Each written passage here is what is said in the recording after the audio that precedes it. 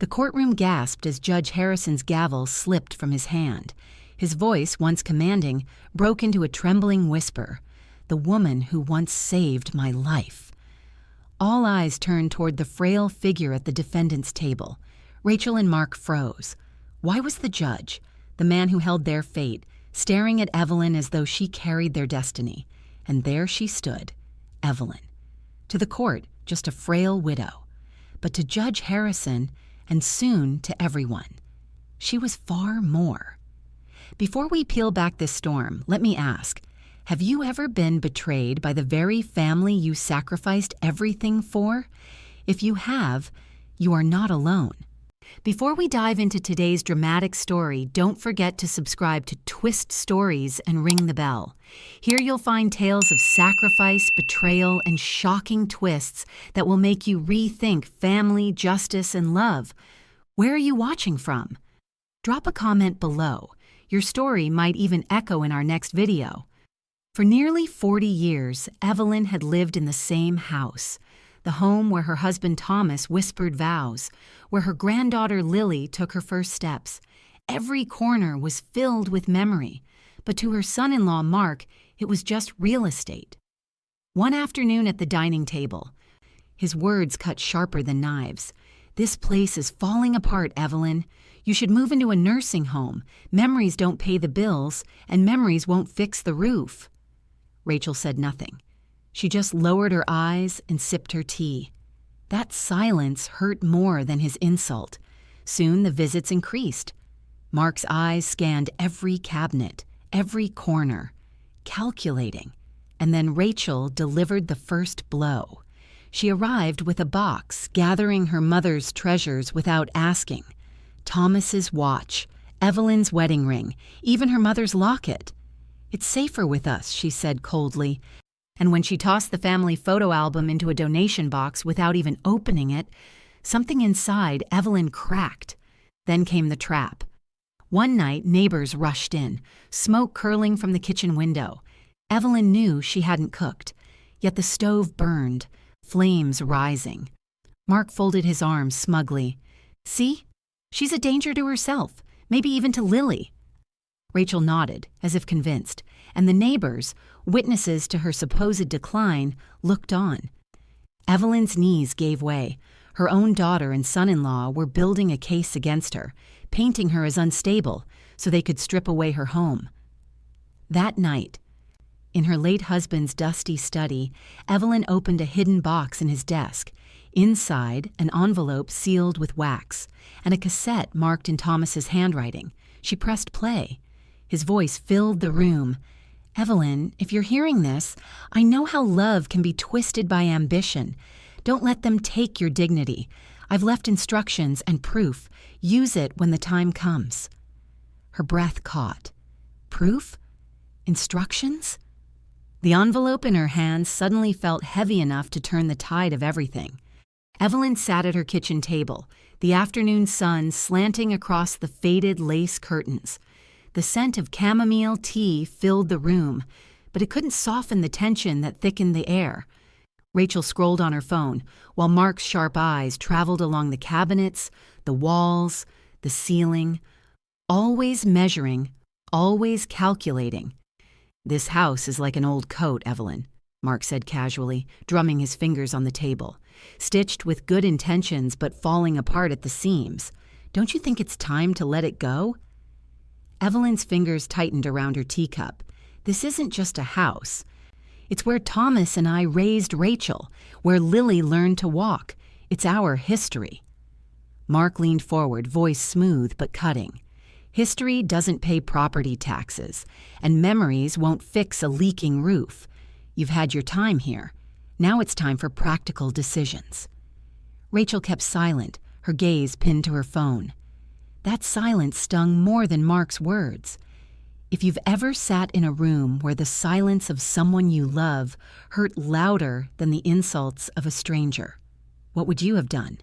Speak up? Or swallow the pain like Evelyn? Over the next weeks, Mark began to visit more often. At first, Evelyn told herself it was concern, But concern doesn't make a man wander every room with eyes like an appraiser. Concern doesn't whisper in kitchens when they think you're not listening. One Sunday, Rachel arrived carrying boxes. She moved briskly through the living room, plucking keepsakes from shelves. The watch Thomas wore every day for 30 years. Evelyn's wedding ring, the silver locket passed down from her mother. "Rachel, what are you doing?" Evelyn asked, reaching for the locket. Rachel avoided her eyes. "I'll keep these safe for you, Mom. You forget things now." "What if you lose them?" "I haven't lost them for 40 years, Evelyn said softly. "Why now?"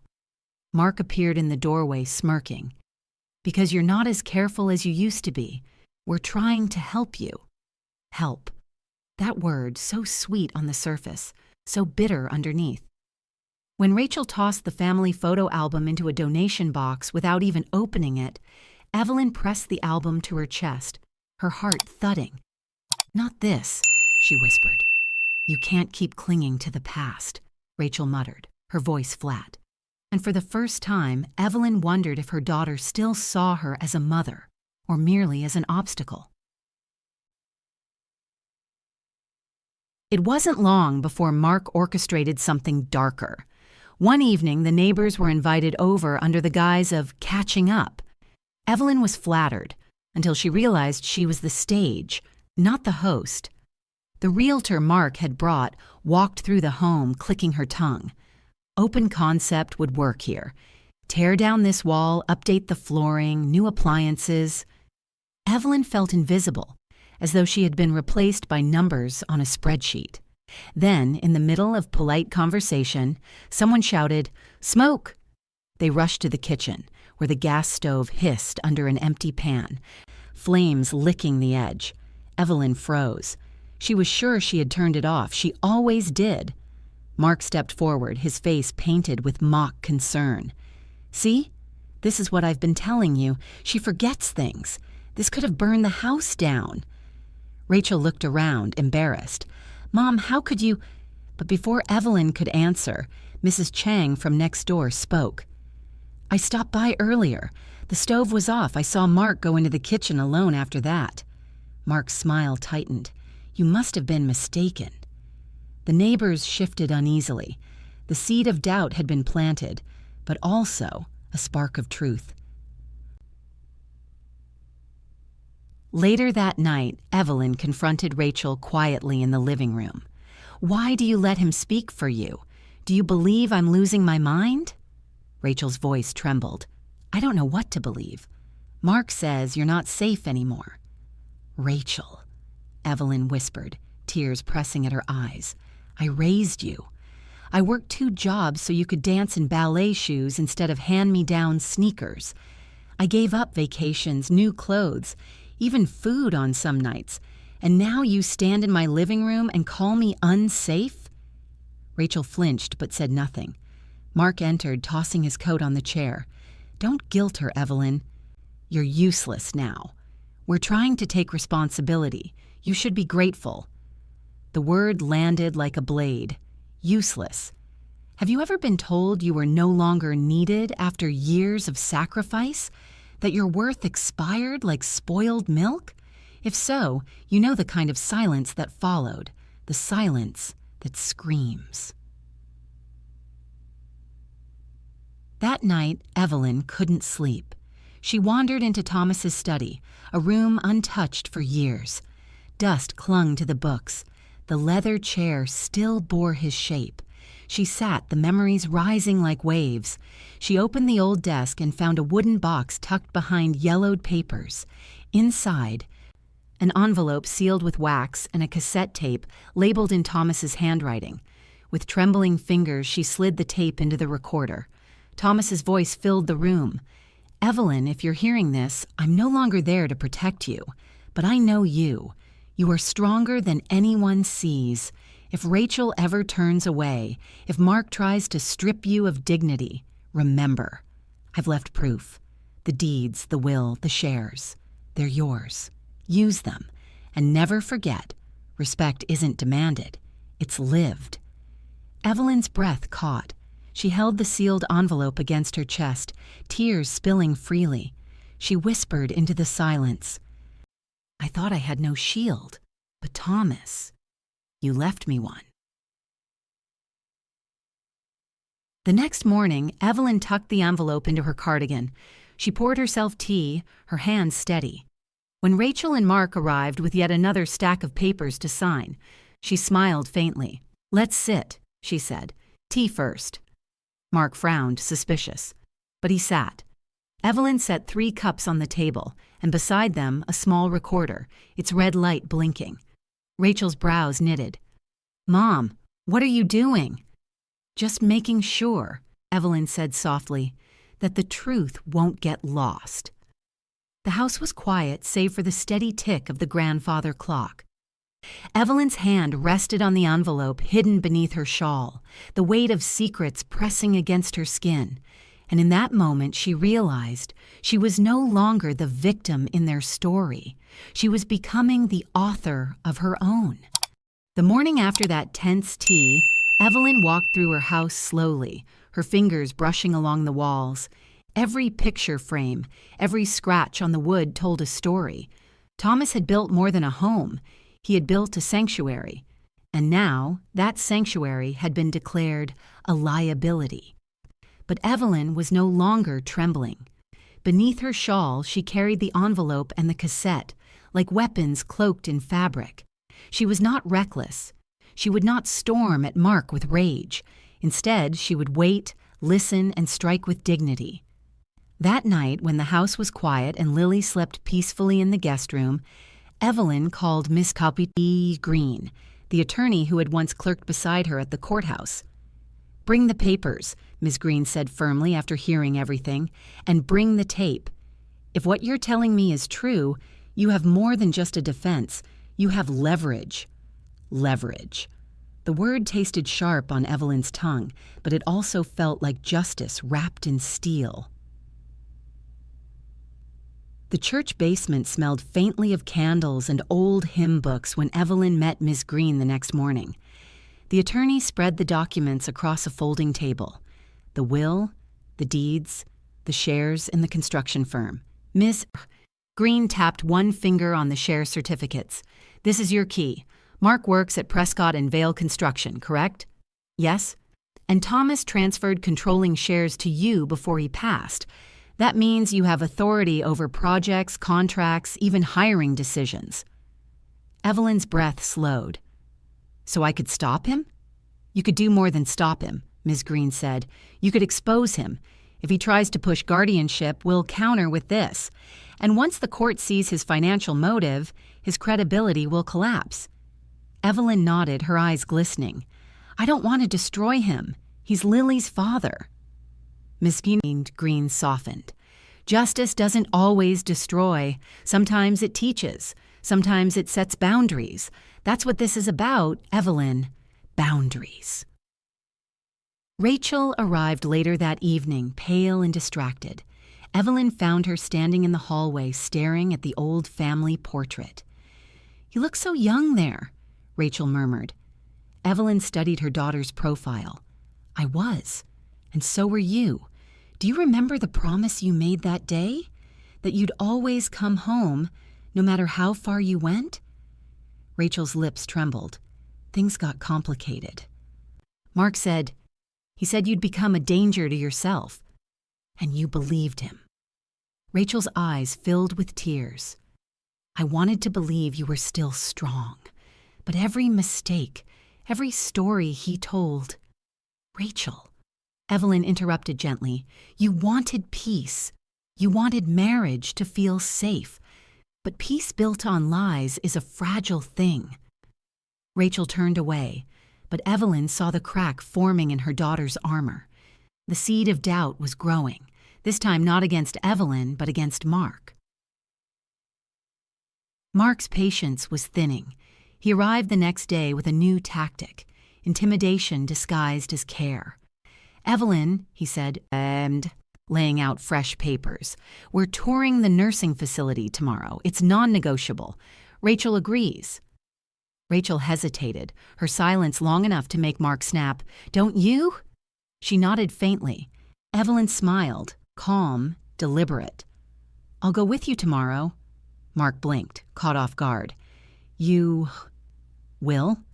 "Yes, but afterward, we stop at the courthouse." "The courthouse?" "Yes, I have commitments there." Rachel's brow furrowed. Mark's suspicion sharpened, but Evelyn poured tea as though nothing unusual had been said. That night, Evelyn packed carefully. The documents went into a folder, the cassette tape into her handbag, and the small recorder into her coat pocket. She called Mrs. Chang and asked her to accompany them the next day. "I'll be there," Mrs. Chang promised, "and I'll tell the judge what I saw. No one should erase your truth." Evelyn sat at her desk, her pen moving slowly across her journal. "Thomas, tomorrow I walk into their battlefield, but I will not walk as prey. I will walk as your wife, as Rachel's mother, as Lily's grandmother, and I will walk with dignity." The next morning, as Mark drove them toward the facility, Evelyn gazed out the car window at the passing city streets. "You know," she said softly, "dignity is something you can't steal. You can try, but it slips through your fingers." Mark sneered. "Philosophy won't save you in court." Evelyn turned her head, her eyes calm and piercing. "That's what you'll discover soon enough." Rachel looked at her mother, something unspoken flickering in her gaze. Doubt, curiosity, maybe even hope. They arrived at the courthouse after the facility tour, a tour Evelyn endured with polite silence, while Mark gloated about her new room. On the courthouse steps, Evelyn paused. Reporters lingered outside another hearing, their cameras momentarily catching her. The sight made Mark uneasy. "Why are we here?" he demanded. Evelyn clasped her shawl tighter. "Because today is not about endings. It's about truth." Rachel touched her mother's arm. "Mom, what are you planning?" Evelyn met her eyes, a faint smile breaking through. "To remind everyone who I am." Inside, the marble halls echoed with footsteps. Mark's attorney greeted him with a firm handshake, already confident. Rachel lingered near Evelyn. "Mom," she whispered, "is there really something you haven't told me?" Evelyn placed her hand over her daughter's. "Rachel, love doesn't vanish. It bends, it bruises, it hides, but it doesn't vanish. I'll show you. Just watch." Rachel's eyes brimmed with tears. For the first time, she didn't pull away. As they entered the courtroom, Judge Harrison took the bench. His gaze swept the room, then froze when it landed on Evelyn. The gavel slipped in his hand, and he whispered words that rippled through the silence. "The woman who once saved my life." Every head turned toward Evelyn. Rachel stiffened. Mark frowned, confused. And Evelyn? She simply folded her hands calmly on the table, her documents waiting like silent soldiers by her side. The storm was about to break. The murmur in the courtroom grew until Judge Harrison struck the gavel again. "Order!" His voice echoed, but his eyes never left Evelyn. For a heartbeat, the two shared a silent recognition, an unspoken bond from years long past. Mark leaned toward his attorney, whispering furiously. Rachel shifted uncomfortably in her chair, her hand twitching as if she wanted to reach for her mother's, but didn't dare. "Proceed," the judge commanded. Mark's attorney stood, slick and confident. "Your Honor, we present evidence that Mrs. Evelyn Carter is unfit to manage her affairs. Here are sworn statements from neighbors, photographs of fire damage, and her refusal to sign power of attorney documents. This woman is a risk to herself and others." He spoke with the ease of a man who believed the truth was pliable, and for a moment the room seemed to tilt in his favor, but then it was Evelyn's turn. Ms. Green rose, her voice calm and steady. Your Honor, what we have here is not an issue of incompetence but of manipulation. Evidence will show that Mr. Mark Prescott manufactured emergencies, planted fear, and coerced his wife, Rachel, into betraying her own mother. The attorney gestured, and Evelyn pressed play on the cassette recorder. Thomas's voice filled the air. "Evelyn, if you're hearing this, I know our daughter may be swayed. I know Mark. He is ambitious, but not trustworthy. I've left deeds, wills, and shares in your name. Use them to protect your dignity." The courtroom gasped. The judge leaned forward. Mark's face flushed crimson. Ms. Green laid the documents on the bench one by one. The will, notarized and legal, names Evelyn as sole heir. The deed affirms her ownership of the house in question. And these, she held up the transfer of shares, make Evelyn a controlling shareholder in the very company where Mr. Prescott works. Gasps rippled again. Cameras clicked. The narrative had shifted. At last, Evelyn spoke, her tone quiet but firm, carrying the weight of decades of sacrifice. "You call me useless," she said, turning her eyes to Mark. "But without me, you have nothing. Without Thomas's work, without my sacrifice, you stand on sand. This house is mine. These shares are mine. And the dignity you tried to strip away, it was never yours to take." Her words struck like a hammer wrapped in silk. The room stilled, listening. "You thought I was frail," she continued, "because I chose silence. But silence is not weakness. It is waiting. And I have waited long enough."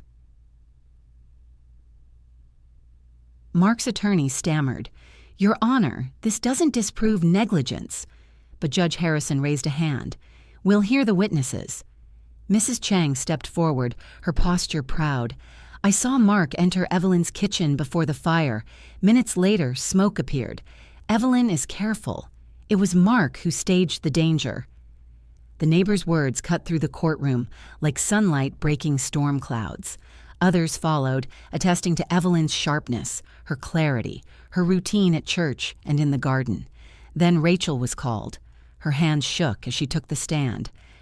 "Rachel," the judge asked gently, "do you believe your mother is incompetent?" Rachel's tears fell freely. "No, I was blind. I let my husband convince me she was weak, but she is the strongest woman I know. She raised me alone, gave me everything, and I betrayed her, but not anymore. I stand with her." Mark leapt to his feet, his composure unraveling. "They're all lying. This is fraud. Evelyn manipulated Thomas, forged documents, tricked everyone." "Careful, Mr. Prescott," the judge warned. Mark slammed his hand on the table. "She's a conniving old witch. She's ruining me." The words hung in the air, venomous and raw. Rachel flinched, then turned to him with sudden clarity. "You ruined yourself, Mark."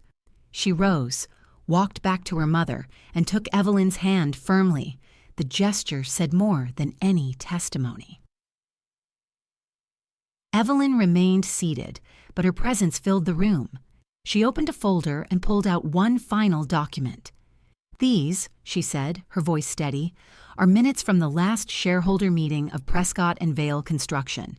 As majority shareholder, I have authority to review contracts, and I know about the irregularities you've hidden, Mark, the inflated invoices, the phantom projects.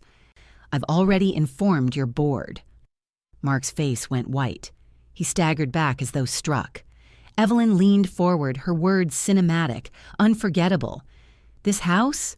It's mine. This company? I control it. And you, Mark, you're trespassing in every sense of the word." The room erupted. Reporters scribbled. Spectators whispered. The helpless widow had become the executioner of lies. Judge Harrison's gavel struck, commanding silence. His eyes, warm but firm, settled on Evelyn. "Many years ago," he said, "a young court clerk named Evelyn Carter caught a forged document that would have destroyed my career. Today, she has done the same, for herself. This court finds no basis for guardianship. The petition is denied.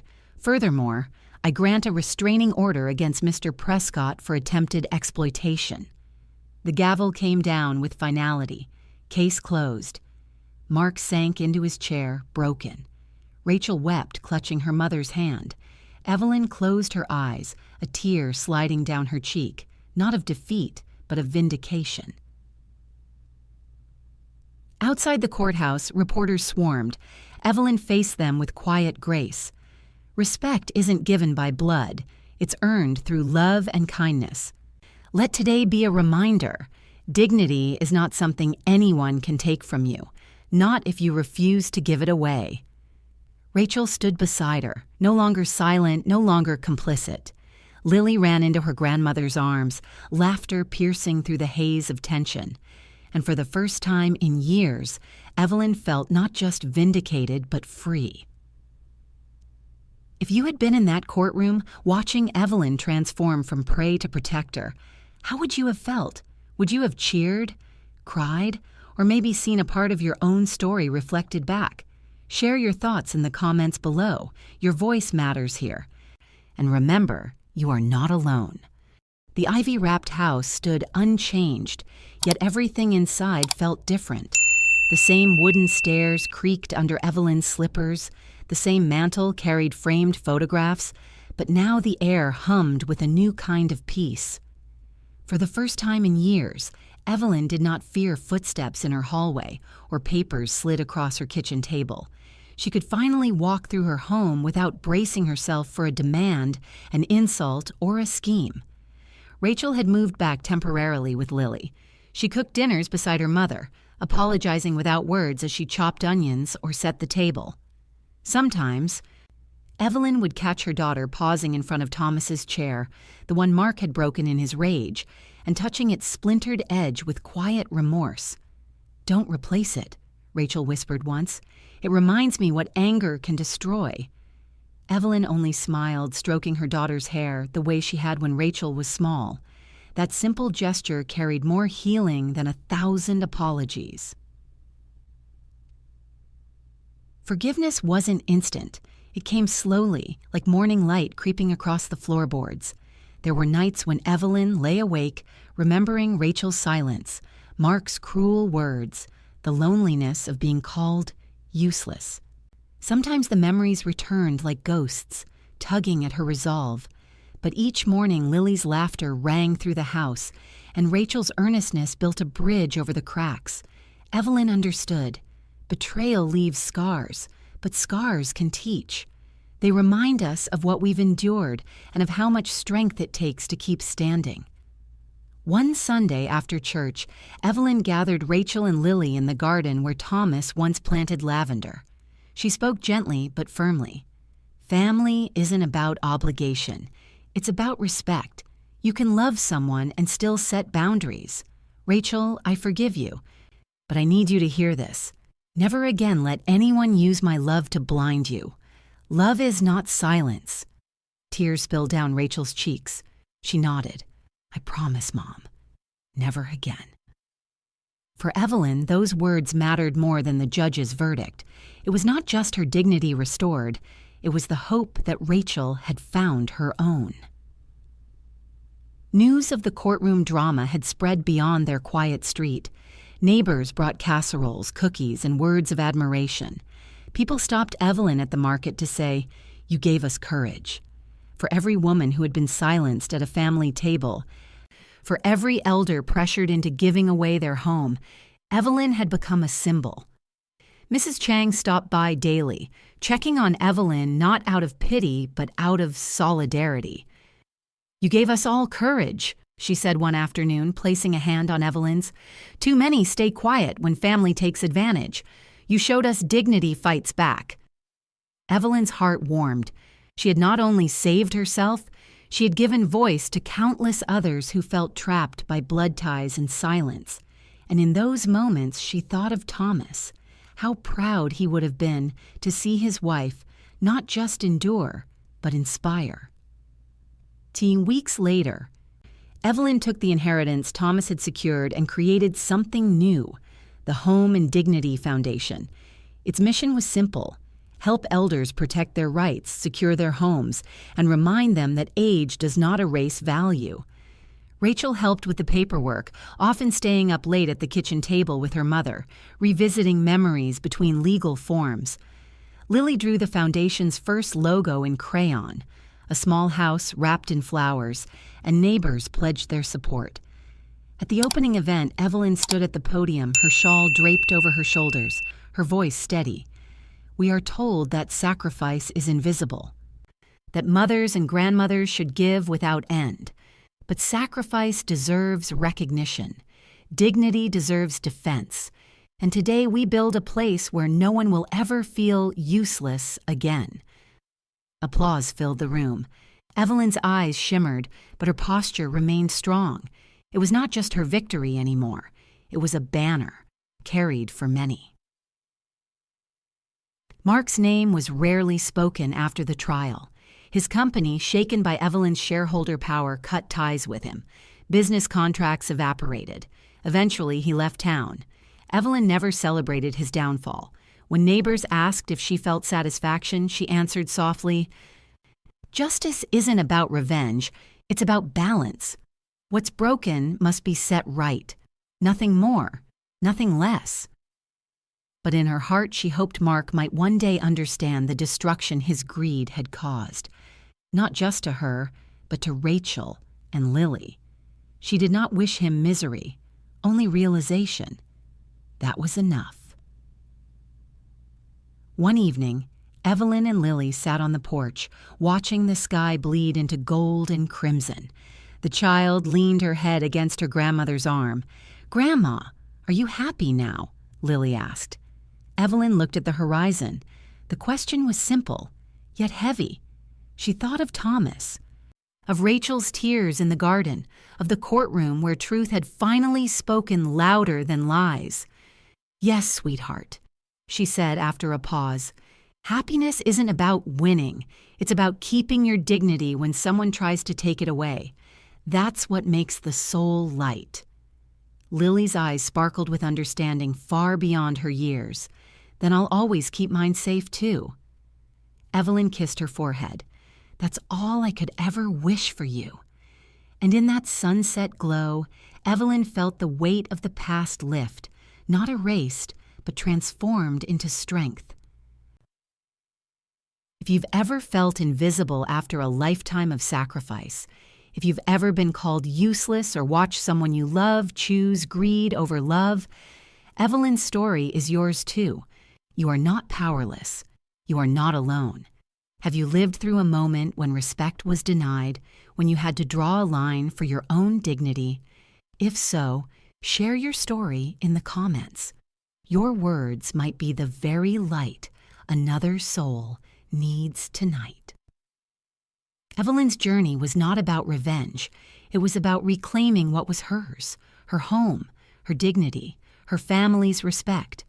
Her story reminds us, respect isn't given by blood. It's earned through love and kindness.